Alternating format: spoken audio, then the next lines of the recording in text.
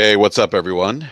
It's another BRAP rant off the cuff on a hot Saturday morning in the nation's capital. And when I mean hot, we're already, Jesus, we're already under a heat advisor or heat warning, and that actually that actually woke me up about 3:06 in the morning.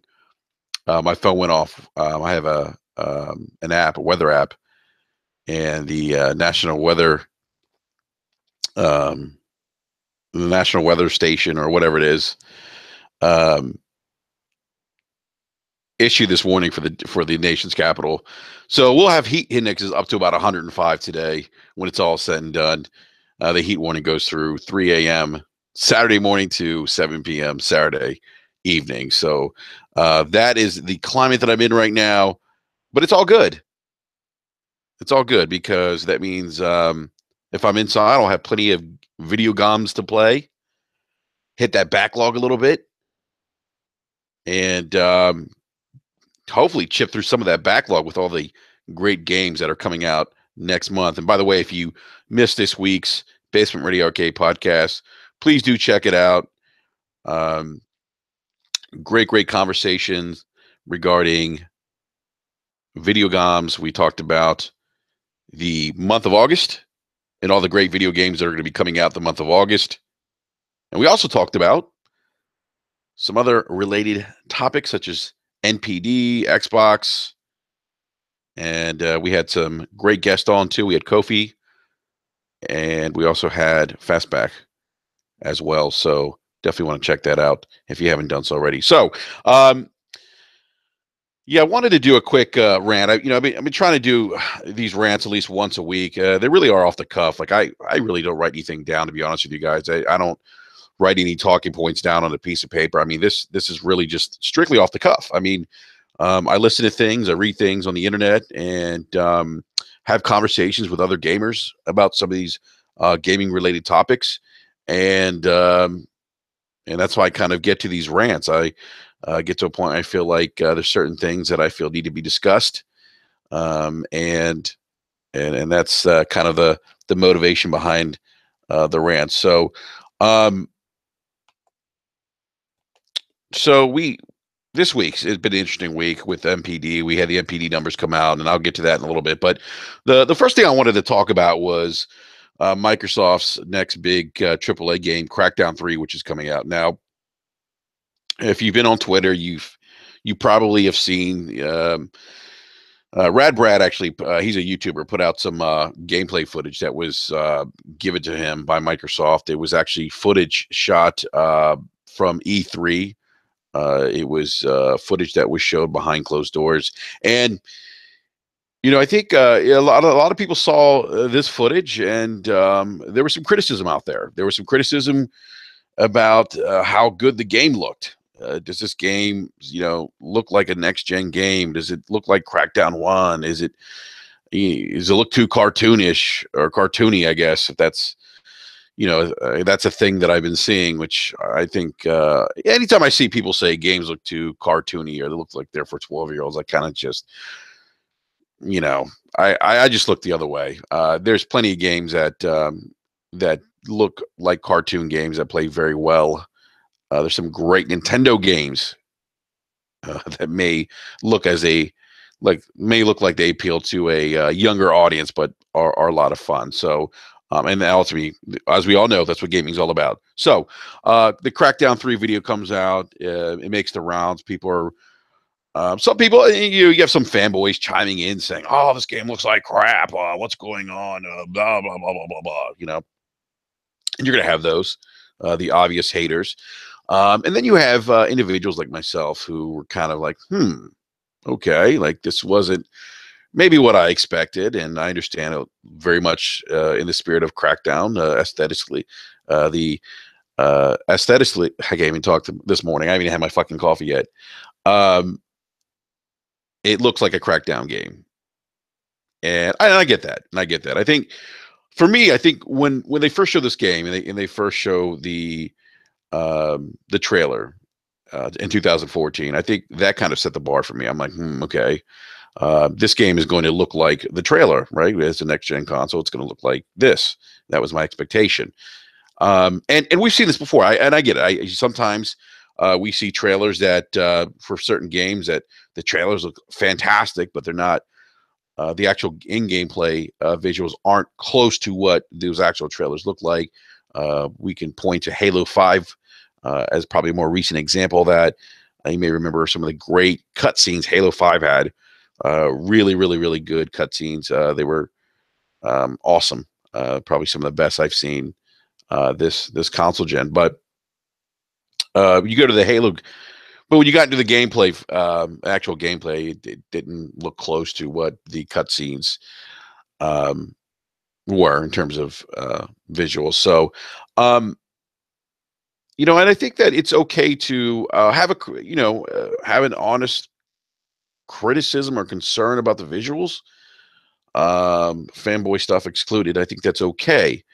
And I was kind of surprised by the reaction of some people about this game, and I was one of the ones that said, "Hey, I don't hate Crackdown 3. I'm actually looking forward to Crackdown 3 because at the end of the day, if the gameplay is as good and as fun as it was in Crackdown 1, that's all. At the end of the day, that's most important to me, at least.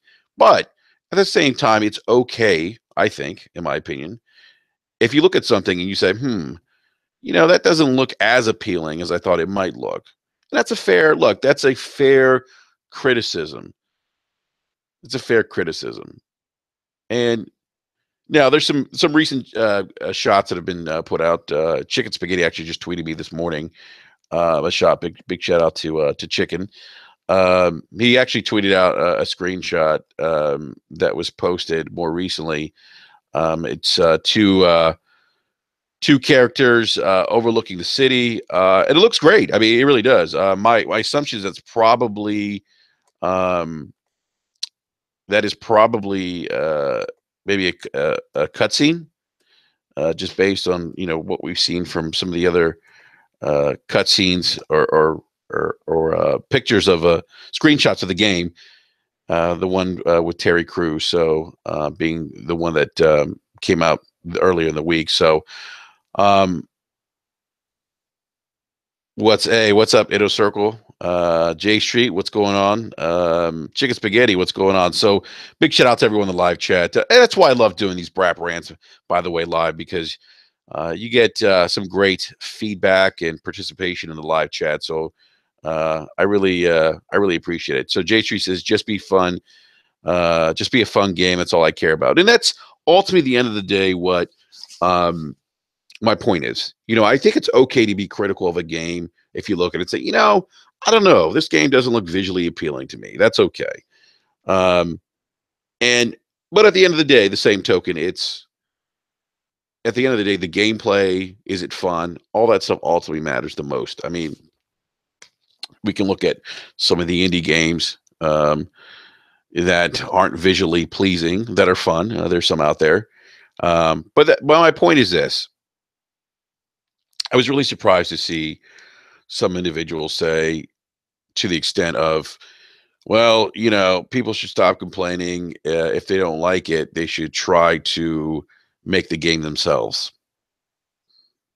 And I'm thinking to myself, okay. Well,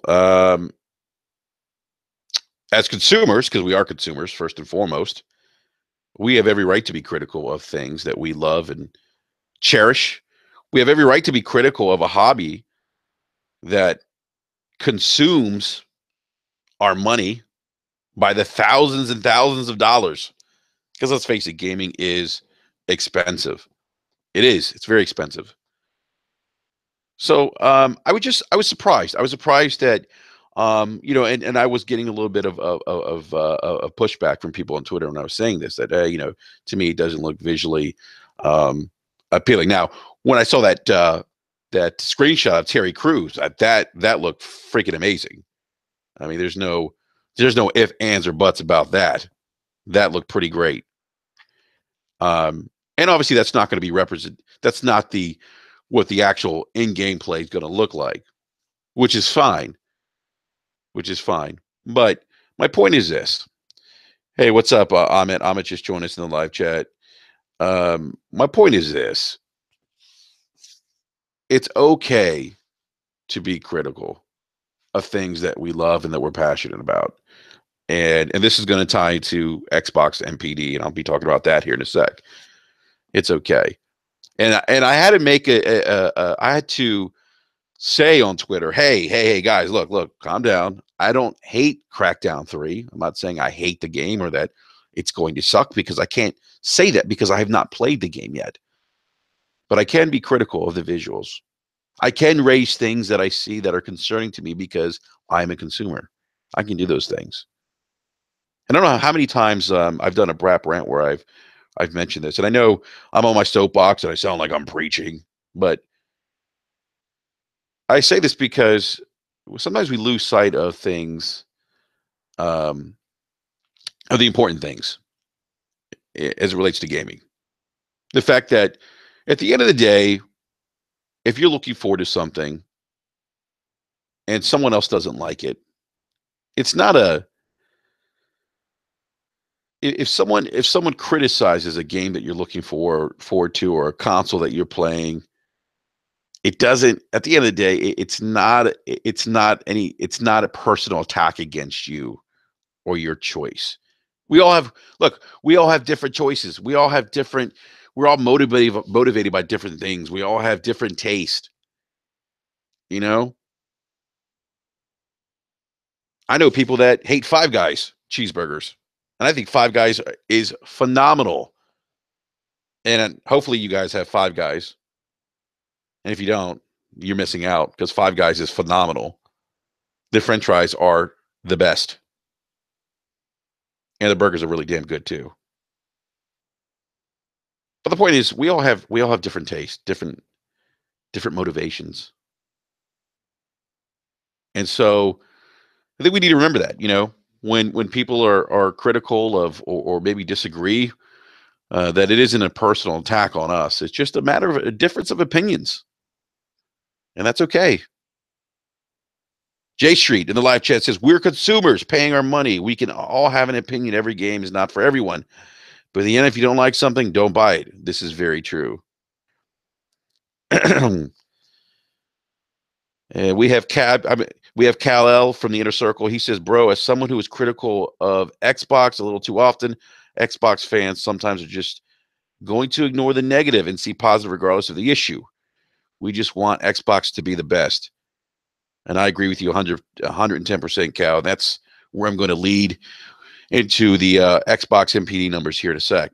Slap Happy Gamer, what's going on, man? Thank you for joining the BRAP Rant Live. He says, I think because of Microsoft showing the CD trailer at E3 2016, a lot of people who never played Crackdown before were expecting the graphics to be of that trailer shown.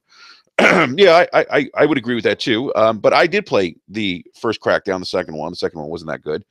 And I thought I'll say this, it looks a little more polished, a little more vibrant than previous Crackdowns, but it holds true to that aesthetic feel of Crackdown, which is fine, But I even wonder if some of the trailers that we saw, or the image of Terry Crews that we saw, that's from a cutscene, if that was a representation of the actual in game, we probably wouldn't be having this conversation either. But um,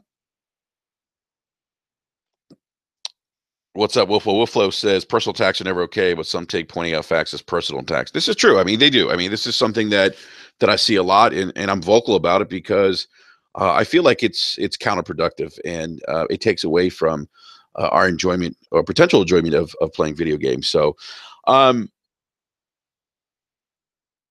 Kal-El says, and it's important to be critical, and that's what will help improve Xbox. Hopefully, fans see that as podcasters.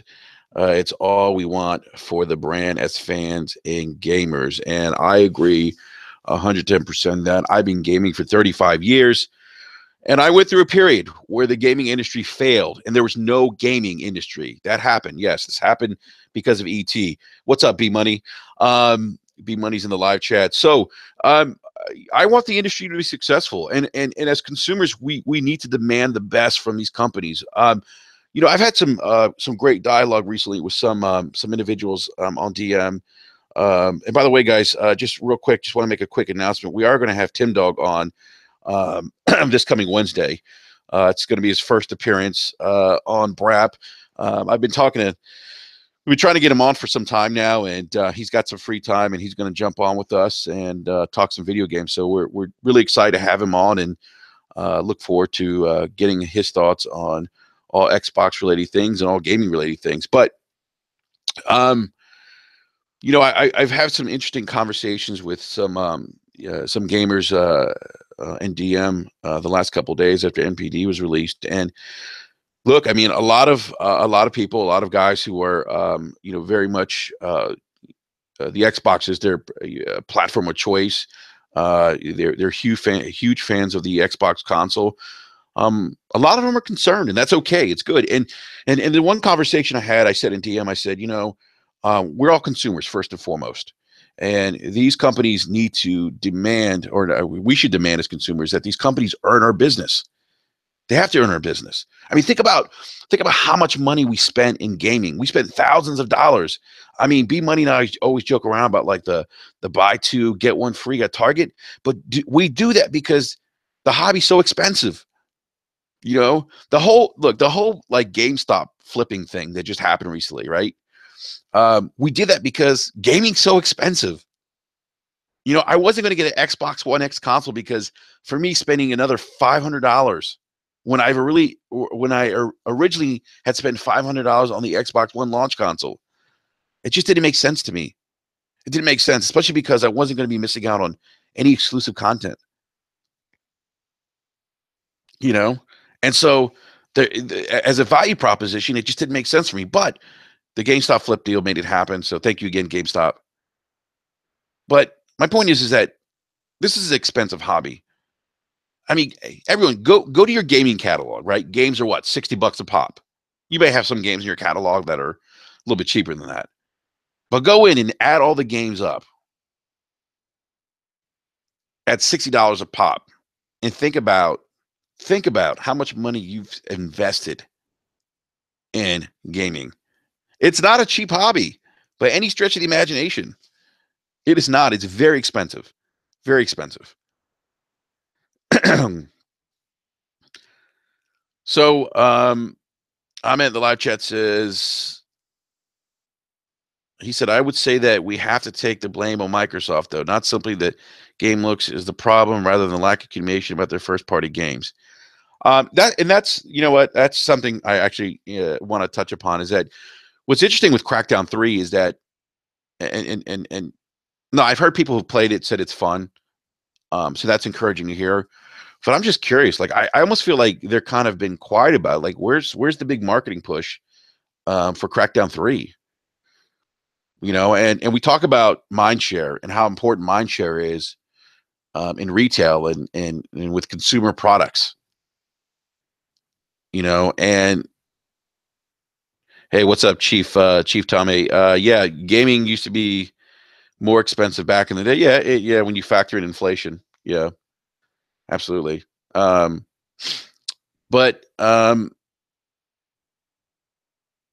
yeah, I'm surprised that we haven't really seen a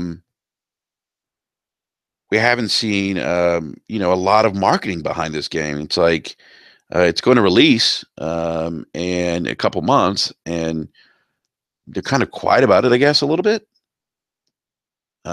We didn't see any multiplayer footage at E3, and that's and I'm really and I'm the assumption is, and I believe we are going to see multiplayer footage at Gamescom. Personally, I would have rather seen the multiplayer footage of Crackdown 3 at E3. Chief, yes, hello and good morning. Hey, hopefully everyone's had their coffee this morning. You've had breakfast, maybe a Bloody Mary or two, if that's your thing. Bloody Marys are great, by the way. I'm just, for me as a gamer, it's because I'm more interested in the multiplayer aspect of the game, the fully destructible environments, which I think is really fucking cool. I was hoping to see that at E3 and not really wait until Gamescom. By the way, speaking of Gamescom, we are working on getting our good friend Marcel Hatam. We've had him on before. He is over at Ubisoft now, and he may, depending on his schedule, may be joining us after Gamescom.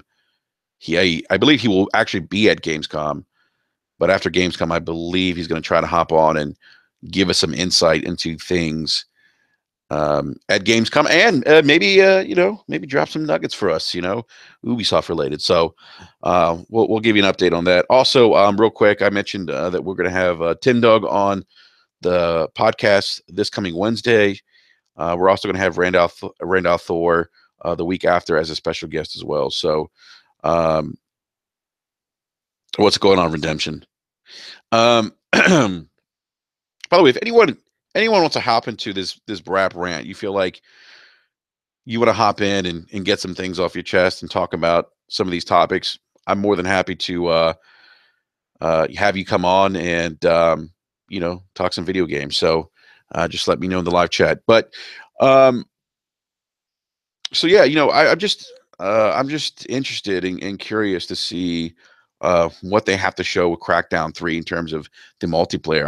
I am surprised that we haven't seen a lot, or they haven't really talked it up or talked a lot about it. I feel like even like what they showed at E3 was a little bit like too short. I know they had Terry Crews out there and he walked out on stage, but I would have liked to seen a little bit more. So um, yeah, actually, Chief, they did say that they wanted to show off the campaign because they already showed the multiplayer, but I would have preferred like a in-game, like an on-stage demo of the campaign. But maybe that didn't flow with the presentation of the show either, and that could have been it as well.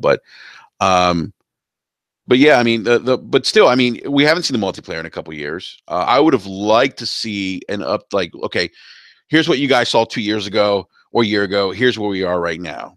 This is kind of what you have to expect. Kind of keep like that mind share. Like I'm going to talk a lot about mind share. Like keep that game in my mind, and that's part of mind share. Like you go out there, you market a game, you beat it in someone's head. You put it out there, you keep talking about it. I mean, you look at the Nintendo Switch right now. Look at the Legend of Zelda. Look at Nintendo Switch. Nintendo, in its own way, through not having enough supplies of the Nintendo Switch, in retailer stores or retailer shelves. And even when the Switch goes on sale, like on Amazon Prime, like it was available to Prime only members, like a couple weeks ago, it was like sold out immediately. Actually, in Walmart, I don't know if you guys know about this. The Super Nintendo Entertainment System Classic Mini was ready for pre-order, available for pre-order last night. B Money actually DM'd us last night saying, "Hey guys, it's open for pre-order in Walmart." He put the link in, and I was late to seeing the DM, and I think him and Eric got some pre-orders of the NES Mini Classic. But when I got to the website, it wasn't working. Too many people trying to get in, trying to pre-order the SNES Mini Classic. So, but look at Nintendo, look at Nintendo Switch, mindshare. A lot of people are talking about, man, I can't find a Switch anywhere. I can't find the Switch. You know, you go to Best Buy, you talk to the people there. Hey, when you guys get Nintendo Switch? And oh man, we get it in. They're gone like within hours. GameStop. I think the GameStop on my house, they said that the longest they've ever had a Switch in stock after coming in was probably 12 hours. 12 hours. And that was only because someone didn't come pick up a Switch. So they held it and then ended up selling it because the person didn't show up to buy it. So mindshare is very important. And so I really think, like, when you're talking about these games, when you're selling these games, marketing these games, especially these big titles, I feel like as a company that yeah, you got to put them out there. You got to kind of generate that buzz, that mind share. And I haven't seen that from this particular game. I just haven't. And maybe I've missed it. And if I have, let me know. But I just haven't seen it. And again, this isn't I just want to preface this. This isn't a bash against Microsoft. This isn't Microsoft sucks, because I don't think they suck. I do think though that they've had a rough console generation compared to previous console gen. I mean, the 360 was a great console, and I think the Xbox One's a very good console too. I think where Microsoft has excelled is in services. I think the Game Pass is a really cool feature. It's a nice value add, nice option for gamers.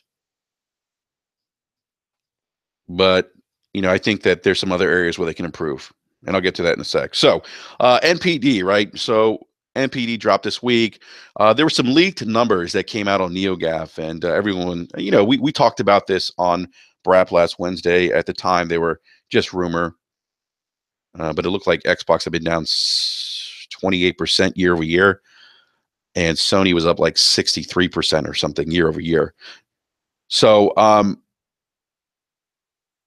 the Xbox was number 3 NPD June, and I was reading Twitter. I was listening to a couple of podcasts, and I've heard people say that part of the reason why the Xbox One S isn't selling as well and why it's down is that it's anticipation of the Xbox One X coming out. Now, I think to some extent that's probably a factor into why the console sales have been a little bit lower.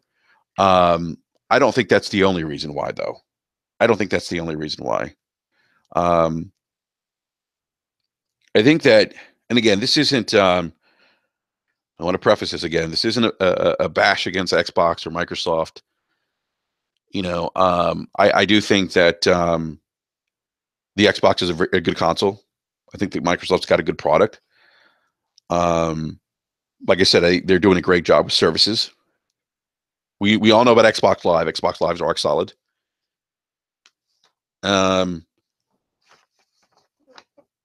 But I don't think that the Xbox One X is the reason why the Xbox One S isn't selling well. The only reason. There could be some people out there, right, that are waiting. But I don't see that being as an impact as much, because I think if people are waiting to buy a console, I mean, you're assuming, I guess the assumption is, well, if people are, because the Xbox One S is a $500 console, and because it's really, I mean, let's face it, it's geared towards an enthusiast consumer, somebody who has a 4K TV already, or somebody who is going to buy a 4K TV.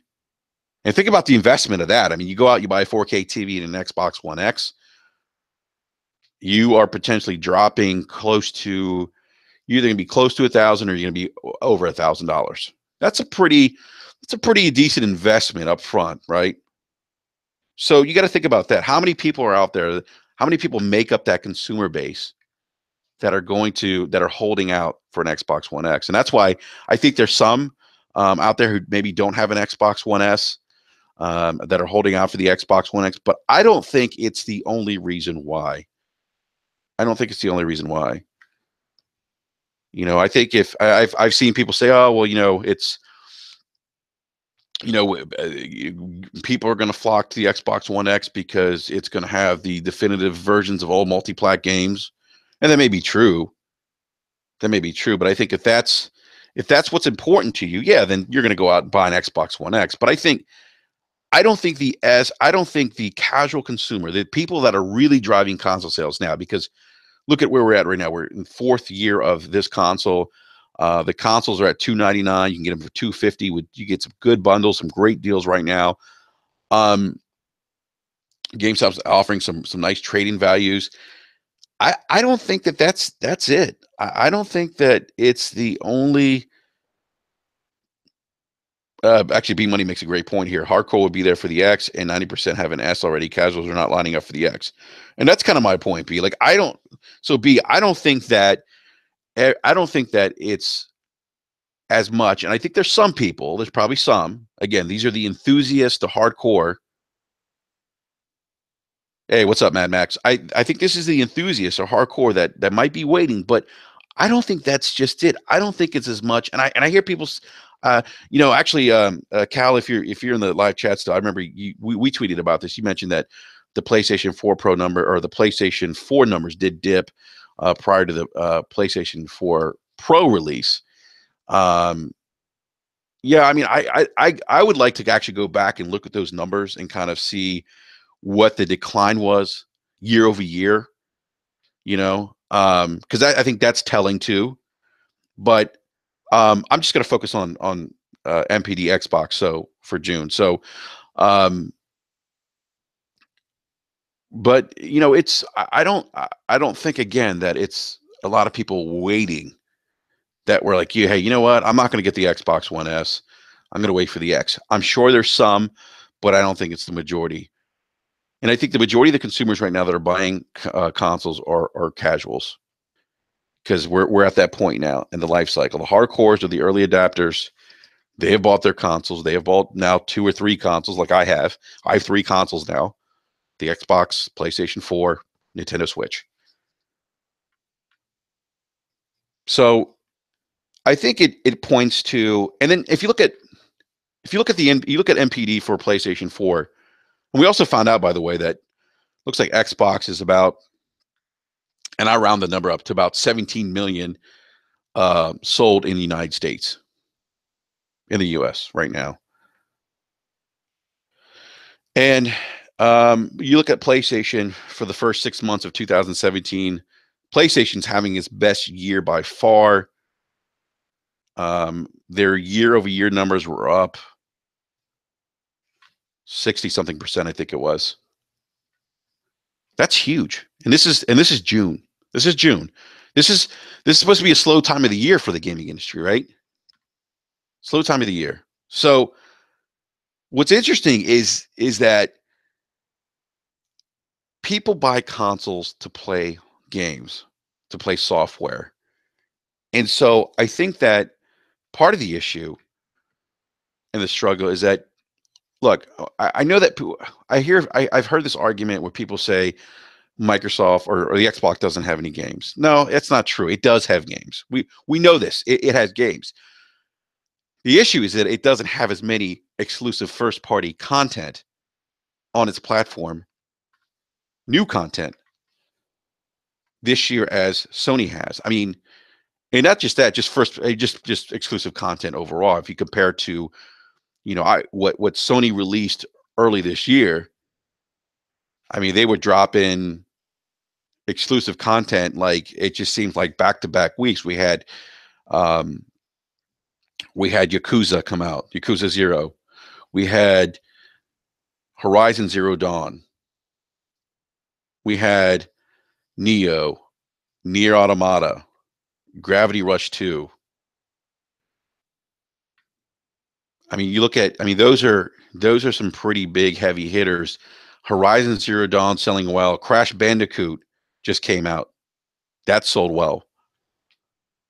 So there's newer content that's coming out that's really appealing to gamers, to consumers. And I really think that's a big reason why PlayStation is having its best year 2017, because they're hitting their stride right now. Look, we all know this. In the beginning, the running joke with Sony was their exclusive content was delayed or exclusive first party was delayed, right? When it was a problem, that was an issue. They didn't have a lot of first party content coming out in the beginning of the console cycle. I think, as Andrew House said, they were sparse in that regard. Oh, and B Money's right. Kingdom Hearts 2.5 came out, right? And that was exclusive. So, I mean, think about that. I know that we always talk about how important exclusives are to gaming. And they may not have the same impact as they used to, right? But they're still important because they're differentiators. They're big. I mean, think about that. I want to think about that for a sec. They're differentiators. I mean, if you look at both the Xbox and the PlayStation 4, you look at them right now. Obviously, we know that the PlayStation 4 is slightly more powerful. We get that. But that aside, look at what both platforms offer. Both have a robust online system where you can go on, purchase games, videos. They all you can communicate with your friends via voice chat. You can play multiplayer games. You can do all these things, right? To the power of the internet. So they're the same in that regard. And Microsoft had a significant leg up, by the way, last console gen with regards to Xbox Live. I really think Xbox Live was a key component to their success last console gen because it was a big differentiator. Sony didn't have that robust online infrastructure last console gen. They've made some inroads this console gen. So you look at that. You look at the apps they have, the YouTube apps or whatever, right? They have all that stuff, all the same stuff. They pretty much have the same third-party support. However, now we are seeing some third-party games exclusive. So Ninja Theory has a game called Hellblade coming out. And that's exclusive to the PlayStation 4. Nier Automata right now is exclusive to the PlayStation 4. So that to me is when you see things like this and software and gaming is what we primarily use for these consoles or do with these consoles. Those are big differentiators. So I think that what we're seeing now is, and I really think that part of the issue in the drop in numbers is more due to content, newer exclusive content, which is a differentiator for it's a differentiator that works in the favor of the PlayStation 4 right now. We went down a list on the last BRAP on Wednesday because B Money brought this up, how August is going to be a killer month for game releases. There's a lot of exclusive content that's coming out. And I don't remember all the games, to be honest with you. I know there's a lot coming out, but I know that Hellblade is one of those games that's exclusive. So, so think about that. And then we think about that mind share. You think about, a game like Horizon Zero Dawn, you can only play it on the PlayStation 4. You could play Nier Automata on the PlayStation 4 only. This is, I think, the challenge that Microsoft is having now. I think that part of their challenge is having more differentiators in their arsenal of games to offer consumers. I had this conversation with Eric the other day. I said, man, this is interesting. Like, if I'm a consumer, I'm potentially looking at both consoles. And someone can say to me, hey, look at all these games that just came out this year on the PlayStation 4. Look at Kingdom Hearts 2.5. Look at Nier Automata. Look at Yakuza. Look at Horizon Zero Dawn. We basically have a second Uncharted. We have what I would like to call Uncharted 4 2.5 or 4.5, I should say. That's coming out. And that's just huge. I just can't stress how huge that is. Yeah, I get that third-party software sells the most, and that's obvious because it's on multiple platforms. I get that. But having a strong first party or having a strong portfolio of exclusive is an important differentiator, and I think that's where Microsoft is struggling right now. We hear Phil Spencer said we'll see some new exclusive content 2 to 3 years out. And I'm thinking, holy shit, 2 to 3 years? Like, man, that's a long time. But I know what's coming down the road for PlayStation. God of War, Days Gone, Detroit.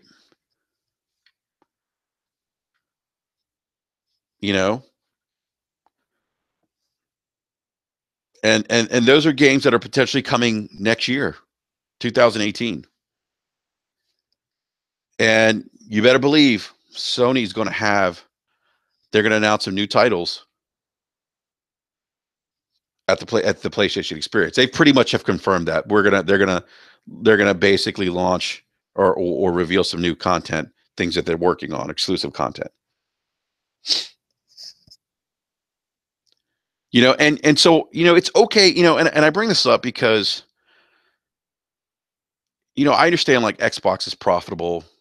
The division is making money for Microsoft. But it's like, I wonder, and this is like an honest question. I just kind of want to throw this out to everyone in the live chat. Like, do you guys think that Phil's hands are tied? I mean, and this is a conversation I had with someone on DM, um, someone who is close to some of the executives at Microsoft, the Xbox division. And I just said, yeah, I think Nier is on Steam, by the way. I think you're right. Um, and this is a conversation I had with this gentleman. I said, there was a time, and so my days with Xbox go back from the OG Xbox. I bought an OG Xbox at launch, and then look, I was on the PlayStation 2 at the time, and I didn't think anything would get me off the PlayStation 2, right? And Mad Max, you're right, Ori is a fantastic game. The sequel is probably going to be fantastic as well. Um, so I lived through Microsoft coming into the console business and just being like really super fucking aggressive. And I said to this individual in DM last night, and this is someone who's connected to, has some, speaks to a lot of the executives, and mentioned to me that he's voiced his concerns to them as well. Some of the folks over at the Xbox division. Um, yeah, it's like, I don't want to say that they're out of touch, but just something just doesn't add up to me, for me at least. Like where are the new, where are the new franchises? Like, part of like the reason why I bought the Xbox, the OG Xbox back in 2002, for a couple things. Obviously Halo. But obviously but I bought it because of the direction of the vision, what they wanted to do with online play, Xbox Live, and their commitment to gaming. And I remember them talking a lot about this. Jay Allard, Ed Freeze, and those guys. And not to say that Phil's not committed. Phil may have his hands tied for all we know. Again, I don't know the inner workings of what's going on there internally, but my guess is that he probably has his hands tied. They're probably a little gun shy about investing money on games that aren't going to immediately be blockbuster hits. Um, and so I just feel like something is just missing there. Like there's this fire there. There's this someone said this, that in the live chat, that they like passion. But there's something has changed, and I talk about this change from the perspective, my experience of buying the OG Xbox, and I remember like them talking about investing in content. I remember Jay Allard, Ed Freeze going out there. I mean, they were guys. They were pulling out all the stops. I mean, they were creating new characters, new franchises. They were desperately trying to get a solid a platformer on the console. I mean, they tried Voodoo Vince. They got the I forget the developer's name behind Sonic. They formed Artoon Studios to make Blinks the Time Sweeper, Blinks the Cat. Right? They had Oddworld as an exclusive game. They had Tim Schafer and Psychonauts that was exclusive for a while. I mean, so and this is like, and this is that to me was a time when they were like at their peak. And it's crazy to say that because we know about the success of the 360. But and as I was having this conversation with this gentleman on DM on Twitter last night, We both kind of agree, like, hey, and I said, look, I remember the days, and I'm passionate and I'm critical about them, about some of the decisions they've made, because look, I mean, if I'm being real, I do majority of my gaming on the PlayStation 4 and Nintendo Switch now. Mind share.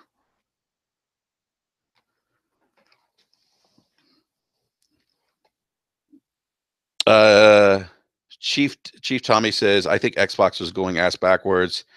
Phil's now focused on games and not hardware. It's going to be a slow climb to Sony's level if they really have a new exclusive deals with devs. Um, I agree, but why not do both? I mean, Sony did both. Sony focused on hardware too with the PlayStation 4 Pro. Yeah, and uh, I don't know. I remember. So there's this time, and then I'd buy the Xbox, the OG Xbox, and they were really aggressive. I mean, I want you guys to think about this. Ninja Gaiden, right? One a franchise that goes back to the days of the Nintendo Entertainment System that really, at that time, defined cinematics during the 8-bit era. It did. It actually had like cinematics. And if you don't believe me, just Google some of the cutscenes for the first Ninja Gaiden on the Nintendo Entertainment System, and you'll see what I'm talking about. You'll see that it was a classic. It still is. It's a great game. And so here's Team Ninja. Team Ninja is fully on board with Xbox. Microsoft is out in Japan trying to build relationships. You know, they they go out there. That have Bungie now. Bungie's in their pockets now. They go out to Japan. They're trying to build relationships. Final Fantasy's not on the platform at this time. They're trying to get Final Fantasy on. And but my point is they were so aggressive. They were so aggressive in getting new content and getting new exclusives. I mean, you would see only on Xbox on the boxes. You would see that. And then for them to land Ninja Gaiden as an exclusive, think about this, an exclusive was huge, huge. I can't even tell you how huge that was from an industry perspective to have that franchise as an exclusive game. And the game was damn good too. It was a good game. They had Sega on board. They went out and they got Peter Moore, right? They got Peter Moore. They had some Sega games um, that were exclusive. They had Itoji 1 and 2. They had Jet Set Radio, Future. They had Shenmue. I mean, these were games that you at the time could not pick up on the PlayStation.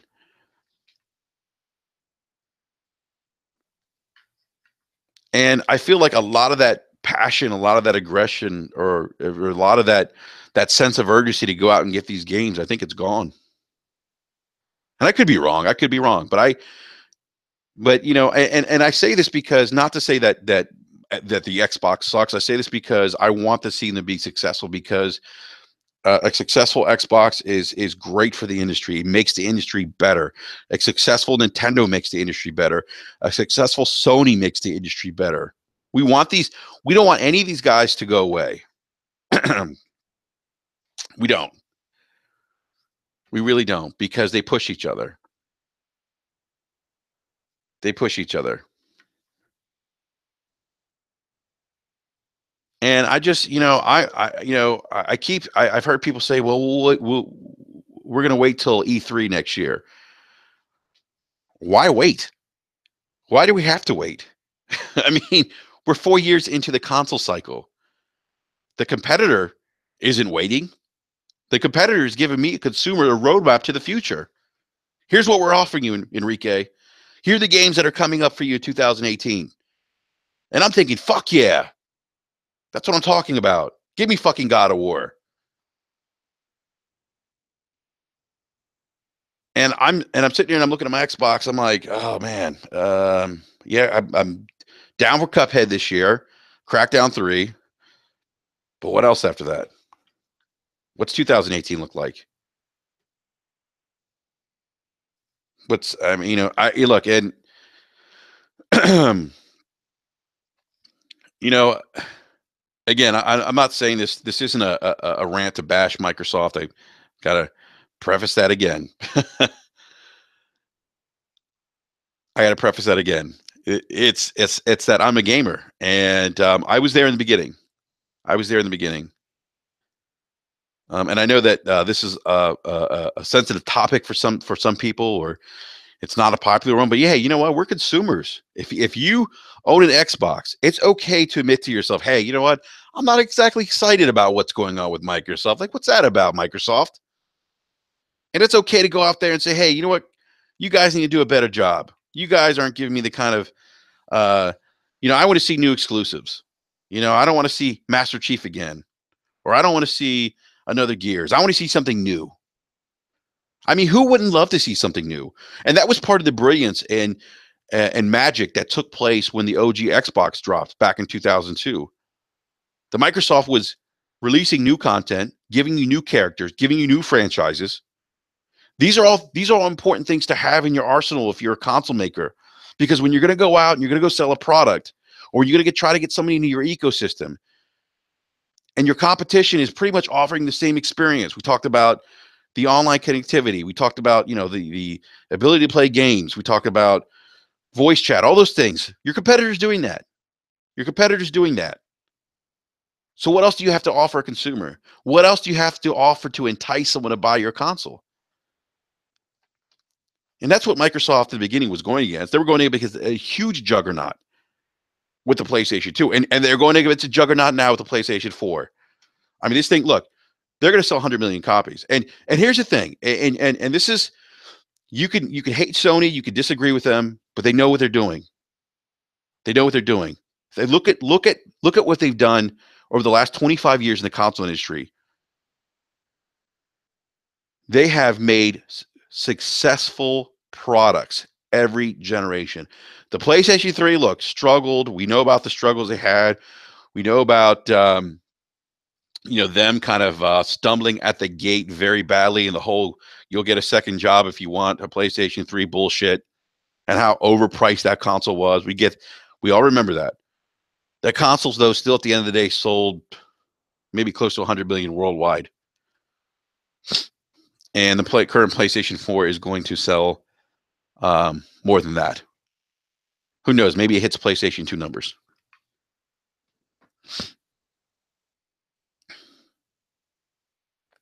Chief told me, I don't know if they still have that deal with the NFL. I don't know if that's still a thing. So my point is, and this is the part where I'm critical, and this is the kind of, and this is where I think Sony understands one thing, that if you make new franchises, if you make new games, new characters,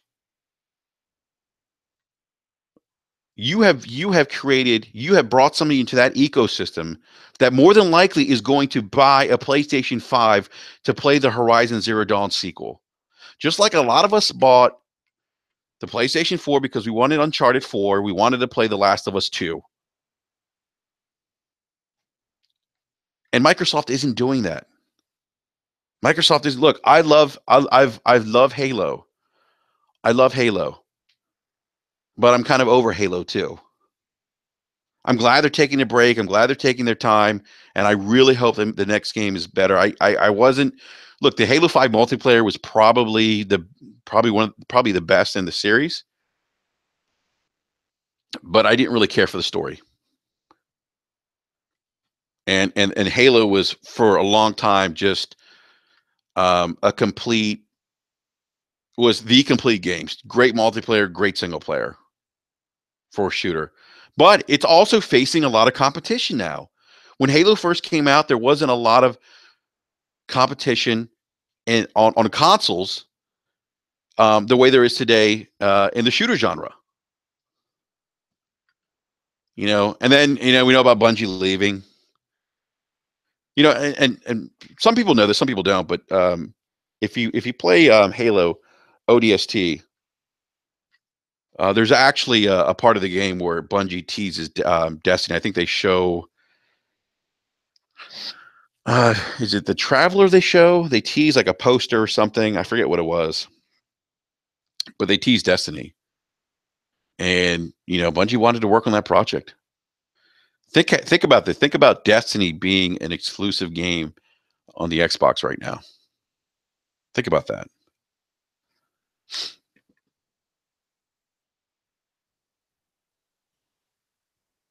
I'm just so again. And this is I bring this stuff up because one, I'm a passionate gamer. Two, I do want to see them successful to succeed because it benefits all. I want new content. I want new gaming experiences. I want that as a consumer. I want to play new characters. I want to play new worlds I've never been in before. And I'm not getting that per se from Microsoft. And I don't understand, and maybe they do understand, and maybe they do have a plan 2 or 3 years out. But I'm just like at a point where I want these things now because I'm getting them now. I'm getting them somewhere else, you know. And I would venture to think, and I've seen this. I think a lot of people are starting to see this.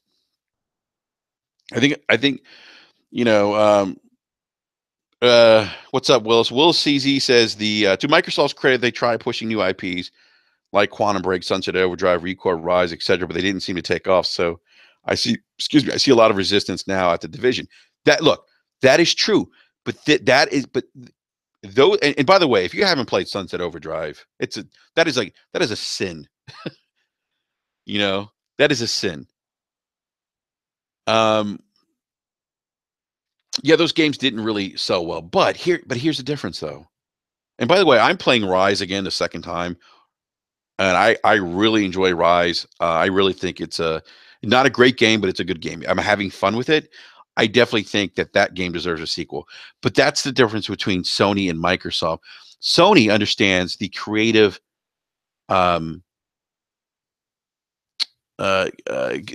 understands like the from a creative standpoint because they've been in as a company they've been in movies and music. They understand that the creative input that goes into creating art, or that sometimes things don't work the first time and then you tweak them so they work the second time. They're a little more. They're not as. It seems like they're not as risk averse. Like something could like just completely bomb, and they would give it a sequel. I mean, look, Knack 2's coming.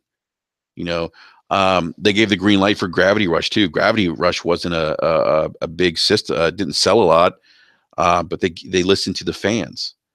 The fans wanted it, and they gave it to them. That's the thing. That's the thing. That's the thing. Like they they do these things for the fans, and they create brand loyalty. I hear Phil saying, we listen to you guys, et cetera, et cetera. Um, but I'm not so sure if they are listening to us. And maybe they are. Again, maybe they have stuff on the back burner.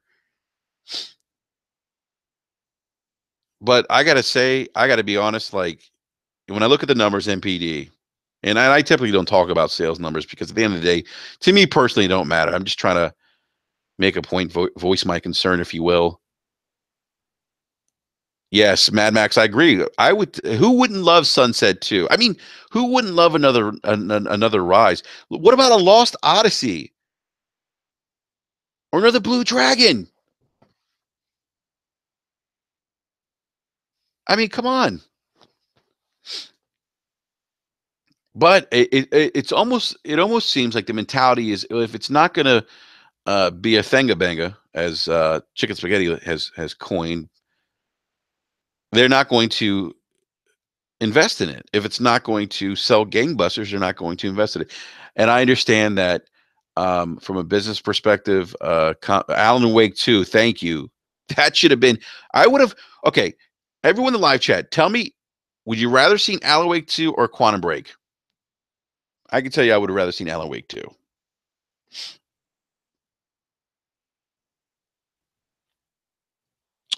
So I meant to, did you know that Quantic Dreams did first go to Microsoft, but they didn't want them? I've heard that before. I've never seen anything like official, but I've heard that Quantic Dream did go to them. Um, yeah, I mean, look, I just, and I think that they're going to face an uphill battle. I don't think the Xbox One X is a cure to all their is a cure to all the issues that the Xbox is having right now. That's software. That's software. And I think that my concern is that they're putting all their eggs in one basket. That they're going with the power narrative. You know what? This is where you're going to play if you want to experience the best uh, multiplats on a console. This is the place to be. And like I understand, like okay, and I've heard this argument. Like I get that people in the beginning of the console cycle were very much focused um, on power. I mean, hell, you couldn't go like 3 clicks to a fucking gaming website without seeing something about an Xbox game not running and being underpowered compared to the PlayStation 4 in 2013. But I also get that at the time, of course, that's going to be the topic of conversation. That's going to be the focus because you don't have you don't have anything else to talk about. There's no, the consoles are new. There's not a lot of software. So of course you're going to focus on the obvious. You're going to focus on features. You're going to focus on the hardware. Those are going to be the things you focus on because there's not a lot of software. But we transitioned since that because now we have games. Now it's let's look at the software. Let's look at the software, the catalog that each console has to offer a gamer, prospective gamer or consumer, whatever.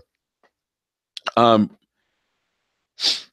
so those So it's different now, and I understand they want to change that narrative. They want to try to get that mind share of the most powerful console. But I'll tell you this much: I think if you had, and I was talking to, I don't remember his name, his last name at least, Matt. He's on Twitter. He's the NPD guy.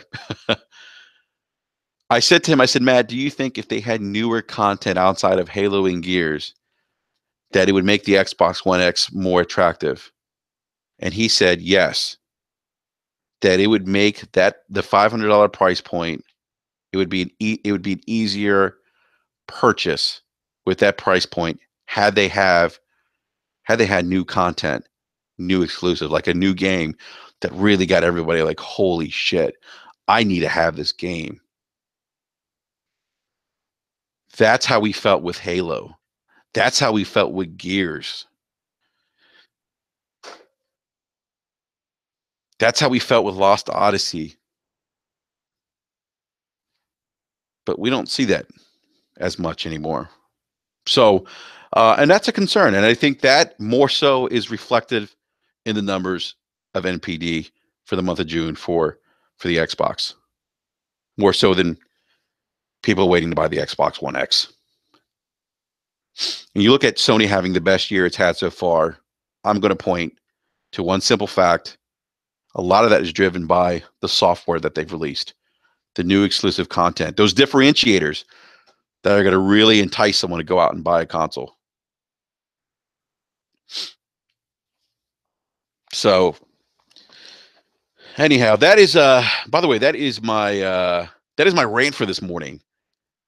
And I did go off on a little bit of a rant as I always do. This is all off the cuff, by the way. And yeah, by the way, I want to give everyone a quick shout out in the live chat, by the way. I really appreciate all you guys hopping in and joining me in the live chat and sharing your thoughts. I really appreciate it. I really do. I've gotten, if you haven't hit the like button, hit the like button. I've gotten 3 dislikes, by the way. Only 5 likes and 3 dislikes. Come on, people. And I'll say this, and if you uh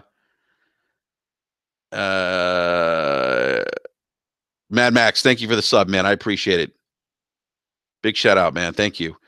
Yeah, hit the like button, you know. Um look, I try to bring common sense to to gaming as much as possible, because hardcore, thank you for the sub, bro. As much as possible, because there's a lot of misinformation out there. There's a lot of things that I see people say. There's some popular YouTubers out there, I won't mention their names, that put a lot of misinformation out. And part of why I do this is to you know to kind of put some truth behind, or make sense of what we're reading or what we're seeing out there, if that makes any sense. um it's just, yeah, Mad Max says we appreciate honest gaming, and that's really what it is, man. I don't do this because I'm trying to be a popular YouTuber. I mean, I could have had 20,000 subs by going on and bashing PlayStation or Xbox, and making these outlandish claims about media bias and stuff, and calling out certain media members, and questioning their purchasing decisions. Nah, that's not me. I don't do that. I don't question anyone's purchasing decision, because we're all consumers. We all have different taste. What's good for me may not be good for you. And if it's good for the both of us, great. We can both enjoy it together. But that's why I do what I do with BRAP. BRAP is a labor of love for me. I'm not doing it for money or to be popular. I do it because I'm passionate. I've been gaming for 35 years, and I love gaming. I love it. And I'm at a point now in my life. I have children. I have two sons, 7-year-old, a 3-year-old. My 7-year-old, 3-year-old love the Nintendo Switch. My 3-year-old was on Mario Kart like pretty much all Saturday last week. I had to get him off of it because he wouldn't stop playing. And it's just amazing. It's great to see them appreciate something that I love so much, that I've been doing for 35 years. And look, I like to bring my perspective, because there's certain things there's certain trends in the industry that I've seen before. So I try to bring that historical perspective to my rants, to the podcast, to my conversations about gaming. I try to bring that historical perspective, because there's people out there that don't have that historical perspective of things. And sometimes I think that could hurt them in some ways, because they just don't know. They don't know. So please, everyone, remember, hey, anyone who, and that's fine if you dislike. If you dislike, just let us know why in the comment section below. Wild West Gamer, thank you, man. I appreciate that, man. Yeah, Chief Tommy, I appreciate that, man. Staying honest, it helps the game industry. Yeah, man, you got to, man. And here's the thing: we're consumers. We got to hold these companies accountable. They have to, and I'm telling you, I'm a big believer that you have to earn my business. You have to earn my business. Look, I had an Apple iPhone. I wasn't loyal to Apple. They put out good products for a long time, but as soon as Samsung and Android started putting out those Galaxies, I haven't looked back since. And I'm not saying that I wouldn't go back to Apple, because if they put something out that I really wanted, I would go back. But they got to earn my business. And that's why I've always said in this podcast, fanboyism is anti-consumer behavior. It's anti-consumer behavior. And that's why I'm very critical of like certain people out there, YouTubers, that are like extreme fanboys on both sides, because it's detrimental to the community. You're misleading people. You're misleading people. And look, man, we all work hard. We all work hard for our money. It's an expensive hobby. We shouldn't mislead each other, because at the end of the day, like, the one commonality that we have is that we're not Xbox guys. We're not PlayStation guys. We're gamers. We're part of a collective community, and that's it. All right, everyone. So that is my rant. What's up, Tipsy Gamer? Says Galaxy S8 is amazing. It is, and the new Note is going to be even better, from what I hear. And I'm looking for. I just got an LG early in the year, V20. It's a nice phone. I like it. But I'll probably be trading that in for the new Note, because that's my phone, and from what I understand, the new Note is impressing a lot of people. So Um, Willis CZ, thanks, man, for the sub. I appreciate it, man. Hey, everyone, if you haven't checked out any of the other videos from earlier in the week or any previous rants, definitely check those out. We did have Kofi on um, this week as a guest, and we also had Fastback as well. And then, as I mentioned, look, we try to get a variety of different guests on to keep, to offer everyone different perspectives on gaming. This week, we're going to actually have, we're really excited to have Tim Dog on. Tim's going to be coming on and joining us on Wednesday.